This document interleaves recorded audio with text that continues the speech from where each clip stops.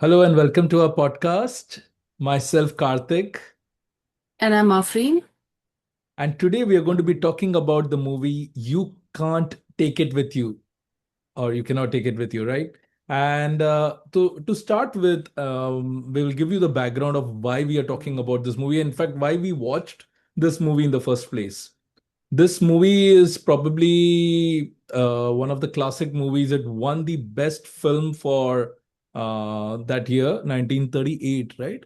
And it also won the best director. So Frank Capra is the director of this film, who made it. It's a Wonderful Life that we just saw, and we gave a podcast on that. And I was very curious to know what are the films he's made, and I was surprised to know that he is one of the very few directors who won three Oscars as the best director back to back. In 5 years, he made three films, and for all those three films, he won the best director award. It happened one night. I forget the second. It's something Mr. Deed goes to some place. I'm sorry, I don't remember the name. Goes to Washington. No, that is some Mr. Smith goes to Washington, but this was something else. Okay. And the third one was You Can Take It With You, right? So Okay. I was very curious to watch this movie, and Afreen was also very curious because we both loved It's a Wonderful Life, and it also stars James Stewart, who is there in It's a Wonderful Life. So that's why we wanted to watch this movie. And now I would want Afreen to talk about her experience of watching this movie. You want to start that? I do. You can't take it with you. The name itself, when you think like why the title, what sense does it make? And it immediately, when translated to Hindi, means that तुम अपने साथ ऊपर लेके जाने वाले हो क्या? That's the taunt people make to somebody who's very money minded and who like doesn't spend money. So in fact, it is exactly like that. Like I'm surprised that in India we don't have a movie made by that name because I mean we made so many such movies about common man and the problems, but it's such a popular thing to say. Like literally every other day somebody would say that अपने साथ ऊपर लेके जाओगे क्या ये चीजें. So, yeah, that's how, and I do love James Stewart, and I think he's got such a range. And I don't know, like, just with his presence, without the addition of like white hair or anything, he's able to portray a very young guy and a very old guy, and his range is just amazing. And the emotions or the turmoil that he's going through, it's very apparent in his face, even when it's not that, when it's the opposite of turmoil, like when he's really happy, when he's supposed to be in love, and when I mean, he just comes across such an easygoing guy. Like all the scenes with his father in this movie are just so good. I mean, he just is very firm about what he's saying, but in a very, very gentle way. Like, I wish everybody could be like that when he says to his father that I used to be able to talk to you and I can't anymore, like why aren't you listening to me? And I thought, oh my god, it is such a firm thing to say that I am going to do this whether you're with me or not. And I was able to put my point across to you. Like sometimes you talk and the other person is listening but not really listening, right? Like they are not understanding your point of view or agreeing to it, and they're Yeah. trying to push you in another way. I mean, those scenes are so good. So, so for in the beginning, they were introducing all the characters because there's a lot of them, uh, to bring to establish a point actually. And the point is that, one should do what one is happy doing. Like, we should not do a job because it pays the bills. That's what the movie is about. So there's an introduction of a lot of characters, and I was getting a little like, but also it's a political statement about the state of affairs and how the rich get richer, poor get poorer, and exploitation and all that. So, and my surprise was, so Karthik had stopped at a point, and I was like, you missed the dialogue. He said something, and I was like, I think Karthik, you missed the dialogue because you didn't laugh. And so he rewinded, and the dialogue was, so the actress, the lead heroine, is a secretary to the lead hero, James Stewart. And at some point, he's just like, kissing her here. And the mother walks in to the office and she sees him. And she says, okay, okay, I'll spend some time with your father and come back. And at that point, she gets a call. The actress is on a call actually. And the other person asks, like, what happened? And she says, the ceiling just fell. So it is funny, but what makes it funnier is James Stewart's reaction because when she says the ceiling just fell, he looks at the ceiling like that. We were laughing. So the funniness is in the dialogues, in a very serious situation, the way they put it across. And there are many, many more like that. And I wrote a few. But do you want to start what the story is about, and then I'll join in? Okay. So as Afreen said, I first of all I need to say this, movies like this, and I said this about It's a Wonderful Life as well. I believe that they should be made more often in today's time. In fact, I remember Afreen mentioning this to me. Why do I feel like it's so relevant today, the subject of this movie, and a lot of things that's happening in the movie is so relevant today. So, put it in a simple way, there is this guy who's a banker, who's very rich, who wants to conquer the world. Yeah. Wait, So, wait, wait. I have to say that there was one dialogue which made me say that, and the dialogue was that nowadays, if you don't agree to the other person, then it feels like they will bomb you. And it is not only like they will bomb you in the sense that not only like one person is ready to kill another person, a mob is ready to kill another person, a country is ready to kill another country. And like this is at so many levels, like individually as well as, at a large scale. This statement just like touched so many levels in just one simple statement. And we always feel like, oh, the world is worse now when it was better before and there were simpler times. But the dialogue was said in 1940s, right, 38. Karthik? 38. 1938, yeah. So, the world has always been a mess, I feel. It's never going to improve, and we just make the best of what we can. But yeah, the dialogue like touched so many levels with such a simple statement. So that's why I said, oh, it's relevant today also. Yeah, and that's why I think they say history repeats itself because the events just keep repeating itself and we don't learn from it, and the same things keep happening again. But coming back to the movie, Yeah. yeah, it is a story which uh, touches you a lot because I think many of such movies, I mean, Three Idiots and many other movies are made So what on. is the story about? Like, Yeah, many other movies are made on this similar concept, which is that do what your heart desires, right? But coming back to the main story of the movie, there is this on if you see on the Tanker. left hand side of my screen, he is the guy who looks a little bit like Premnath from our industry, and he wants to achieve everything in life, right? He is a go-getter and he wants to become super rich. He's already a big banker and he wants to acquire uh, some plots because he wants to make a factory there which is going to supply ammunition to the whole country and to the whole world probably, right? And there is a joke that his son makes. His son is already appointed as the vice president of the company, and I may miss the exact dialogue, but he says, I think you miss slingshots.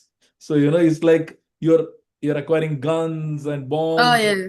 and everything, but you didn't talk about slingshots, right? So that's the only weapon missing. So the son is appointed as a vice president. He doesn't seem to be interested in that role at all, but it's like, he's his son, so he's appointed him the vice president of the company. And now they have all the plots acquired to themselves except for one house. Most of the other plots are not owned by the people living there, but this house is owned by that person, and that person refuses to sell the house. What's his real name? Drew Barrymore. No, some Barrymore. Lionel Barrymore, who is Drew Yeah. Barrymore's great uncle, and he's on the left side of Karthik, from what I see. Right, acha, on my right side, if you see this way. Yeah. Ah, So, by the way, people say that he's the most popular for his role as Potter in It's a Wonderful Life, which is, I was very surprised because in this movie is exactly the opposite of the Potter character who's the villain in It's a Wonderful Life. Anyways, yeah. coming back to the Yeah. story, this is the only guy who's not ready to sell his house. And now we are introduced to him and his family. His family is nuts. Before that, he Yeah. comes to his office. What's his name? This guy, what's his name? Premnath guy. Premnath ka nahi, but the real estate guy's office. He comes to that real estate guy's office who's trying to acquire the house from him. So he goes Yeah, he to, comes to the office. The real estate guy makes him wait, and in the meantime, he's looking at one guy and is asking him like, "What are you doing? Like, it sounds really boring. What you're doing? Do you like it?" And he's like, "No, I don't really like it. But don't talk to me. I'm making mistakes." And he's like, "No, but what do you want to do?" And he comes up with a egg and a rabbit, and the rabbit keeps going up and down, and he actually made it himself. So he says, "Don't you want to do this like all the time?" And somehow he gets convinced in the series of events. He's like, yeah, let me come with you to your home. And he says, yeah, you can come and stay with me in my home. And then we are introduced to many, many, many characters in the home. So yeah, go yeah, on, Karthik. many characters includes, so he's the grandfather there. People refer to him as grandfather. And Grandpa. yeah, even the people on the street. And so he's got his daughter who's become a writer because someone mistakenly sent a typewriter to their home and she thought, okay, let me start writing. And she writes plays, and she may not be bad at it. She may be bad at it, but she just enjoys doing that. So she keeps writing plays, right? And then he has his granddaughter who always keeps dancing. She loves dancing. She's Always. always dancing. You keep seeing her doing ballet, and her husband gives music to her dance. She also makes these chocolates, right? Something, bake something. Yeah. Yeah, she Love makes these. dreams. Yeah, love dreams. So she makes them, and husband prints the whatever you put it inside, and he supplies it to the neighborhood or he sells it, right? So that's their profession. The in the ground, what do you call it? Cellar or in the under basement, they have this. Father. Yeah, so his son, right, the grandpa's son, who produces fireworks or creates fireworks. He has another guy who just landed in their house one day 9 years back and has been staying with them, and he helps in creating these fireworks. So they keep experimenting and making these fireworks, right? And now this new guy is added into their house. This new guy was working in this company which he didn't love. Now he's also introduced into this house, and now he's going to create these different gift items, you can call it, or Yeah. very Creative things for creative things. Christmas Yeah. and Easter and stuff like that. Yeah, exactly. So now he's also joined this madhouse, and then they have another daughter, a granddaughter actually to the grandpa, who is working in the same office that our rich guy, James Stewart, yeah. no, yeah, James Stewart, The but banker. yeah, the banker is working in. And that is where, Afreen spoke about that ceiling line. So both of them are in love with each other. James Stewart and this girl, they are madly in love with each other, and they keep, they're romantic with each other. And that's when the mother comes. And now the daughter is bothered by it, right? She wants approval of, Blessings of yeah, of both the parents, of her, not her parents. in-laws. She knows that her parents are always going to be saying yes to everything that she's going to do, but she's worried about the other parents. And that's when they decide to, call them home for. So before that, James Stewart visits their home and he realizes how crazy this house is, right? Like we described. And he loves this craziness. He's like, yeah, this is what I would like it to be like, because he's living with his And father. yeah, and the craziness is there. Like the girl is always dancing, one guy is playing music, one guy is bursting crackers. But also the grandpa himself it's a big house. It's like in that time in 1940s, it cost $25,000. So you can imagine in today's worth, it would be like 3 million maybe. So it's a big house, a lot of people there. The our heroine, whenever she comes down the stairs, our grandpa is actually limping with a crutch. And they ask him like, "What happened to you?" And he said, "My granddaughter asked me to slide down the banister and I fell and it's just a sprain, but I need the clutch." And they're like, "Oh, you must hate that." And I'm like, "Oh, I love it because I've always wanted to use crutches ever since I was a kid." So that's funny. And the grandpa himself, one day he just decided, he went up the lift and he decides that, "Oh, I'm giving up." And he just comes down the lift and he stops living the corporate life and just making things and selling them and just surviving. But Yeah. he stops working basically. And then he encourages other people to do what they exactly feel like. My my absolute and the granddaughter who asked the grandpa to slide down the stairs, she herself always arrives like that. And for a girl, for an actress to do that, and Karthik said she was 39, or how old was she? They're probably around 38, 39. You're right.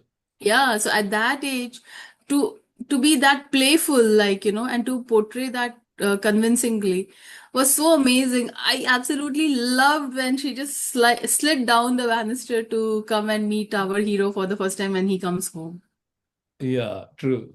Exactly. And now James Stewart has to, because our heroine is insisting that she needs the approval of his parents, James Stewart is invited, or she says, please bring them for dinner. Now, James Stewart has this Kurafati Dimag, or what do you call it, is that he believes that he wants to see his parents The to real version. them the way they are and not in a very polished manner.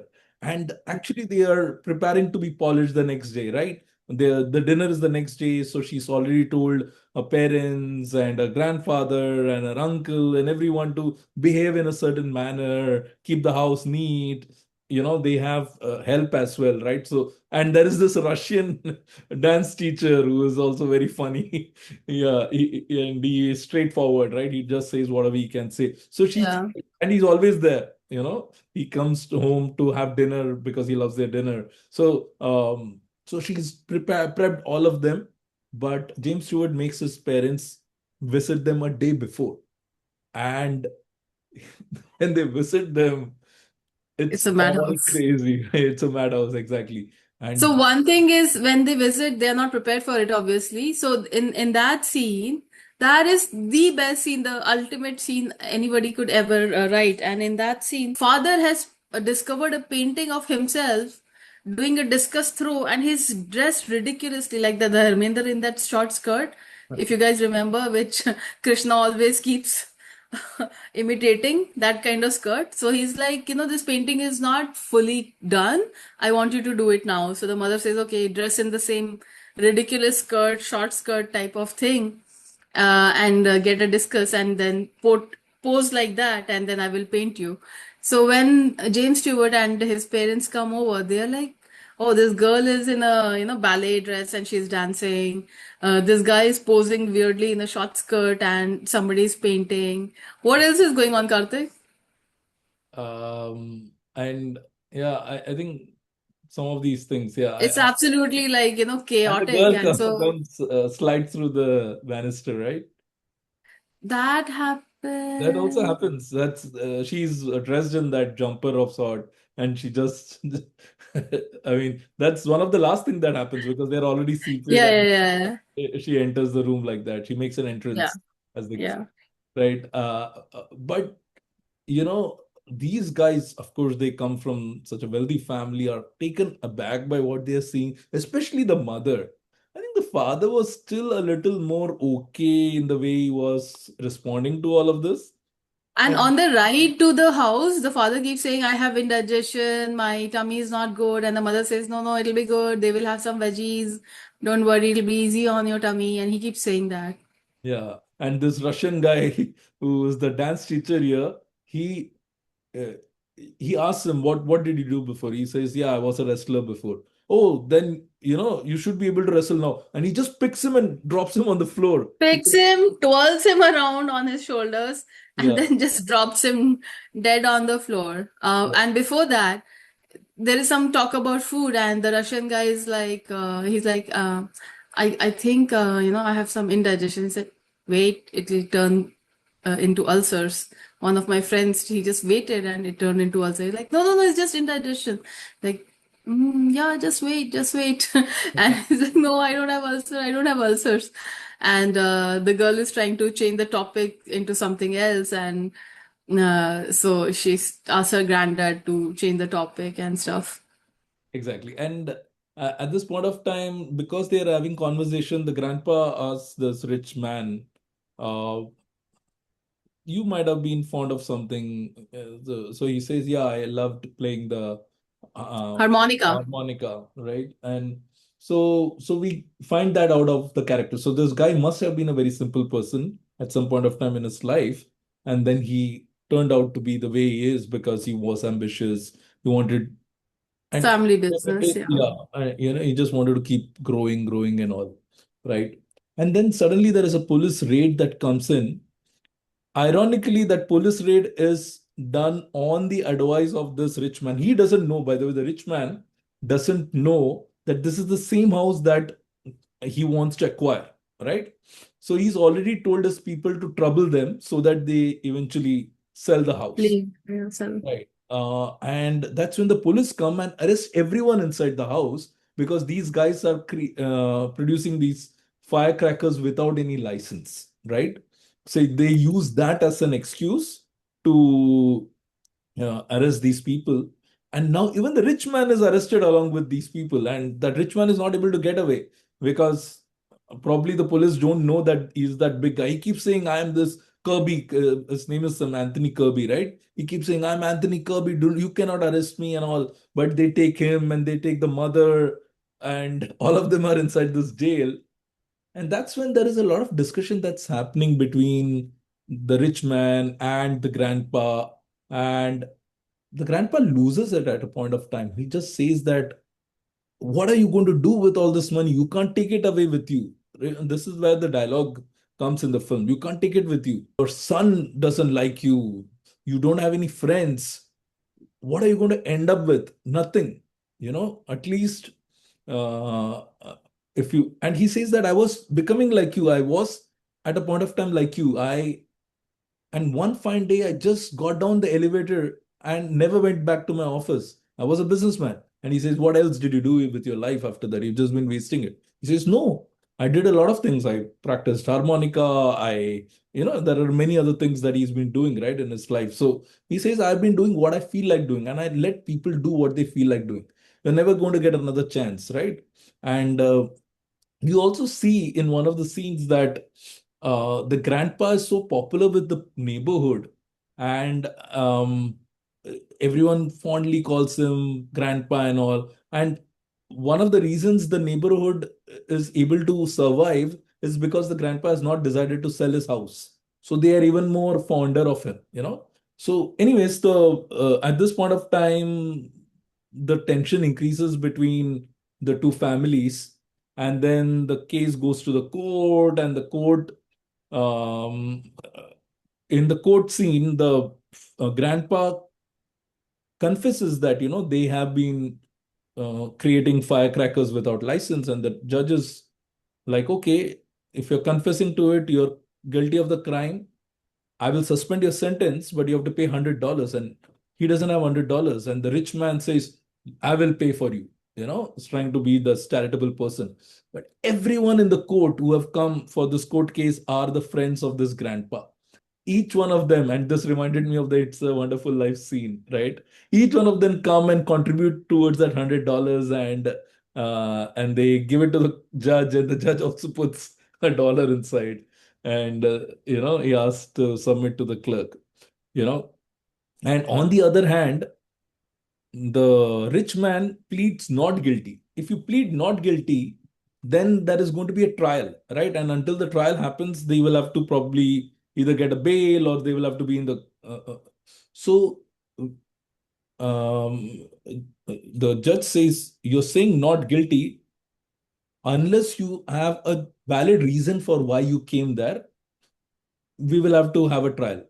and the mother is not ready to open up about the valid reason. She doesn't want people to know that these guys had come to visit this family, this poor family, to for her son's marriage, right?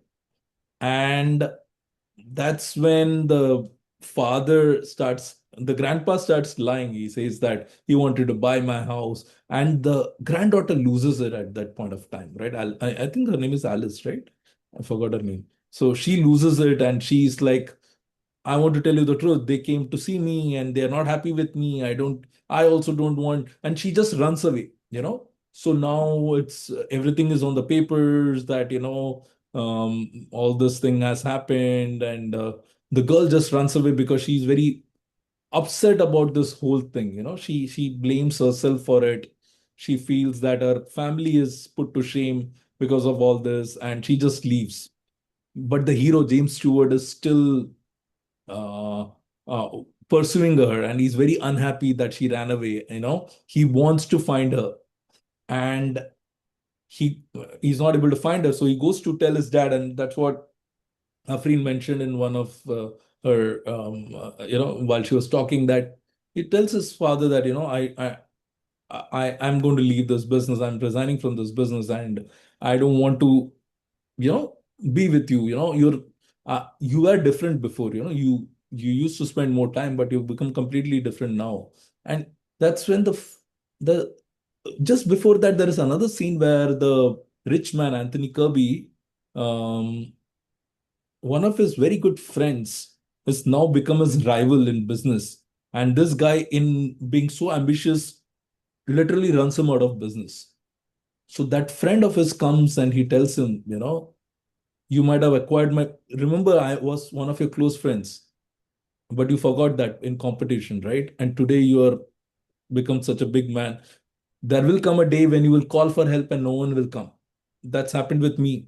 I realize that it's happened with me. So I know that that day will come for you as well. So just be careful. And then he dies, actually. He dies of a heart attack, the friend. So this scene happens, then his son comes, and the son also says that I'm going to leave you the business. I don't want all this.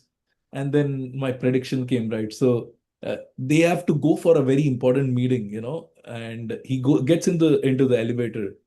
And I told Afrin that he's going to not go up, he's going to go down. But he went up.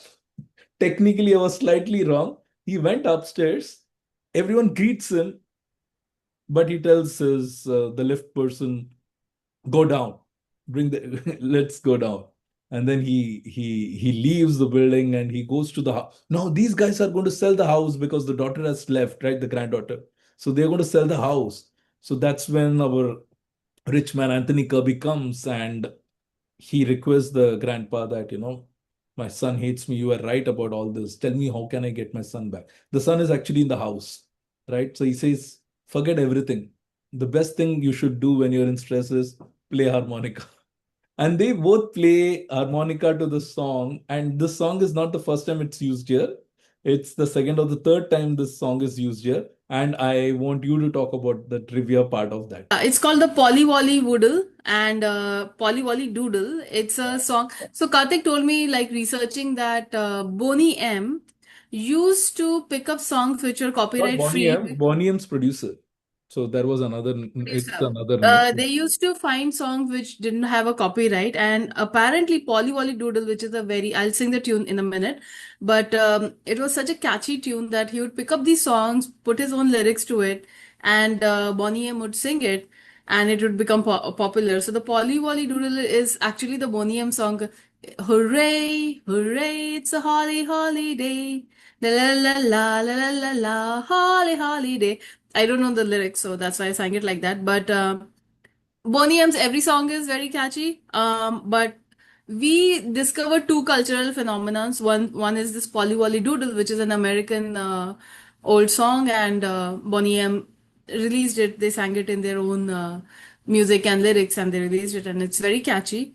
And then the other one, which I just Googled, like what is the apple dance? Because I could not understand like what the hero and the heroine go to a park and they're romancing, and these kids turn up and they say, "You want to learn the apple dance?" And I was like, "Apple dance? I've never heard of it." So I just Googled it, and the 1937, this dance had taken over America. Everybody wanted to learn it. So these kids are actually making money teaching this dance to the hero and the heroine and making money out of it. And there is also a sequence because the on the opposite side it's nuts, and accidentally I think on the back of her robe she gets that nuts thing, it gets stuck to her robe, and she goes to this high funda dinner, and everybody looks at her and they're laughing that she has nuts written at the back of her cape. And yeah, so two things that cultural phenomena that took over the world at some point was the Big Apple dance, which I think is again famous on TikTok. And second was this Polly Wolly Doodle, absolutely catchy, wonderful song. So yeah, we loved it. Apparently, Rasputin was also one of those songs which did not have valid copyright. Copyright. So basically, what happens is if I am a creator and I do not keep renewing my copyright, at some point of time it goes into public domain. Like a lot of Charlie Chaplin नहीं उसके बाद एक और बंदा था, I forgot his name. उसके पहले silent comedian. A lot of his work is in public domain. So when Oh. it goes into public domain, right, anyone can use it or make something out of it. So But actually, it gets a life which may not happen otherwise. So, in a way, it's cool. In a way, it's not cool. Like, there are pros and cons to it. yeah, so the film ends with both of them playing harmonica, the rich man and the grandpa, and the son coming down, and the father saying, not even saying, just verbally showing it to him that, non-verbally showing it to him that I'm okay with the marriage, and they hugging. I would say one thing about this director, Frank Capra. I've just seen two of his movies. I haven't seen It Happened One Night, but knowing Dil Hai Ki Manta Nahi, I know how it ends. This guy knows how to end a movie. He gives you such a high in the ending. He makes you Yeah. emotional, and he gives you that feeling of all's good in this world, right? All's good in this world. There is humanity. There are people who are nice, nice people. I love the fact that niceness is shown in movies. People are so sweet and nice. So it really made me emotional when I saw that. Yeah, in But the end, I was crying. In this movie, I wasn't like heavy-hearted throughout, like It's a Wonderful Life. But in the end, I had tears in my eyes, and I was like a little surprised that, oh, am I crying or am I not crying? Because it was so organic, so it was wonderful. yeah, and I think one of the things that he says in the end, in fact, not just the end, throughout the movie, before they have food, he prays to God. And one of the things he makes sure he thanks God for whatever they have. He just asks for health, good health, and that's about it. And maybe he asked for good health because he lost his wife at a very young age and he misses her. And there's a very beautiful scene about that as well, when the grandpa remembers his wife and how he Yeah. still loves her. His heart beats or thumps just with the thought of her. And every day when he was with her, his heart used to thump when he would see her. So yeah, so he just asked for good health and he says, whatever you wish. I leave the rest to you, the way you want our life Yeah. to, and that's such a wonderful thing, right? And I remember Farah Khan saying this, opposite of Manifestation. manifestation, just let the universe decide. I just want the best for me. You decide how you want my life to be. So yeah, these are some of the wonderful things that I loved about the movie. Yeah, so these were some of the things I loved about the movie. Now, you wanted to talk about certain things related to the movie, right? Certain things that you've written. You want to, or you have No, mentioned all of I already said it, but I think it's important to say that Frank Capra won three Oscars for Best Picture in 5 years, right? Yeah, and best director. And Best Director. So I don't know who else has done it, but what Right? an Mhm. achievement! And he was pretty young, right, Karthik, at that time, Yes, in yes. his Yeah. 30s. So Not very sure about that, but yeah, probably. So, I mean, these kind of movies were made earlier with where the common man's angst was like, uh, I think Amitabh Bachchan, so many movies were like that, right? About a common man, Yeah. whether it was that Kala Pani and about mine workers and so many things like that. So, yeah, the world has progressed. I don't know how much are we still having like lead actors play common man. Hmm. Not many of them look like common men. and they have become more metrosexual and stuff like that. But these movies really touch your heart, and I think it's important to see them again to, I don't know, just bring some sweetness into your life. Yeah. So he was 1897 born, matlab 35, 36, 38, 38 years old when he won the first Oscar. It happened one night. Mr. Deeds Goes to Town. That's the second one for which he won the Best Director Oscar. And the third one was You Can't Take It With You, which is the movie that we just saw. So these three Oscars, he was nominated for Mr. Smith Goes to Washington, and of course, It's a Wonderful Life. Uh, in our last podcast, we had mentioned that It's a Wonderful Life got another lease of life many years after its release, and it's strange, actually. I mean, we can finish the podcast and people. So, okay, very quickly before I go into some trivia, want to strongly recommend this movie. Please watch it. It's available on Amazon at a cost, but it's also freely available on YouTube.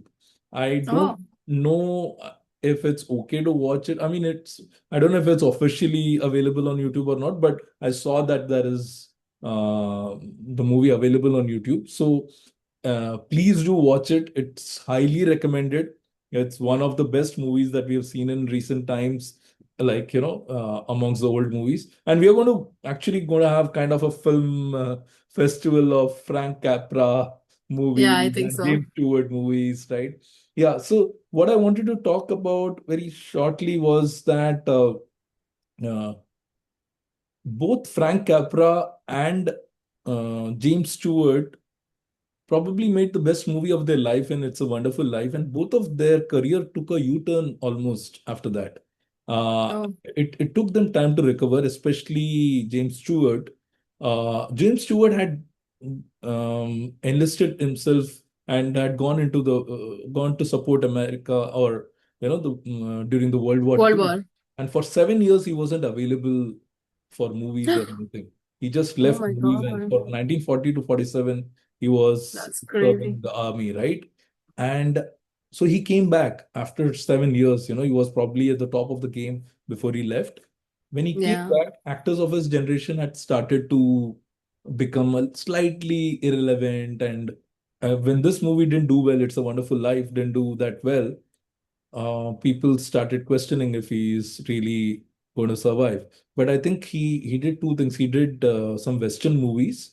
Uh, uh, I think the director's name is Anthony Mann, M-A-N, and he did a few movies with Alfred Hitchcock. And that's how Um, he had a U-turn in his career, and he became very successful. He was very successful through 50s and 60s. So, yeah. So that's about I mean, James he's Stewart. too likable, and one only wishes great things for such a likable person. Like, Yeah. I hope he was a good person, like he appears to be. Yeah, Frank Capra lived more than 100 years. So, yeah, he died at the age of, I think, All 103 or the something. olive oil that Italians eat, I guess, must have helped them. We should eat more olive oil.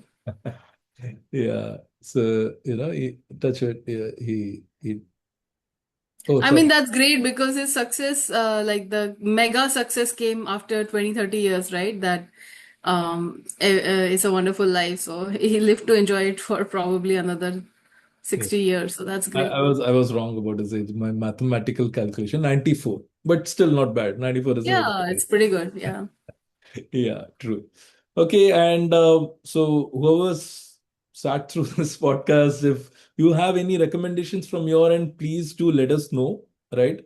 Please let us know if there are any classics that we are missing and you would want us to review some of the classics or watch some of them. Uh, we are going to be in this classic movie watching spree, and probably every week we would probably catch up with one of these classic movies. I think the next one I think we might watch is Mr. D Goes to Town, Yeah. Mr. Smith Goes to Washington. A lot of movies are there, so I'm very Yeah. excited to watch these. Meet John Doe. I don't know why this you have heard I this. would like that as well, John Yeah, Doe. it's directed by the same guy, Frank Capra. But yeah, We have to yeah. watch it. I'm so excited. It's good. On Monday, Memorial Day, we will watch more movies. Yeah, it's got Gary Cooper and he plays John Doe. Yeah, John Doe. So John Doe, yeah, we Nice. had this. You want to give a trivia about John Doe? Not now, not Okay, now. okay, we'll do it when we do the review for John Doe. Okay, that's about it from our end. Thanks a lot for watching, and please keep watching. Please comment. And after you want to talk about Instagram handle, you can just mention the Our same. Instagram handle is Filmy Couple Reviews, so please follow us there so that we keep bringing more reviews to you and more things that have been forgotten and lost, and we discover not only movies but cultural phenomena that were a big hit at that point and are forgotten today, but they still bring a smile to our face, and it somehow keeps coming back. So Yeah. yeah, yeah, see you there on Instagram. Bye. Bye.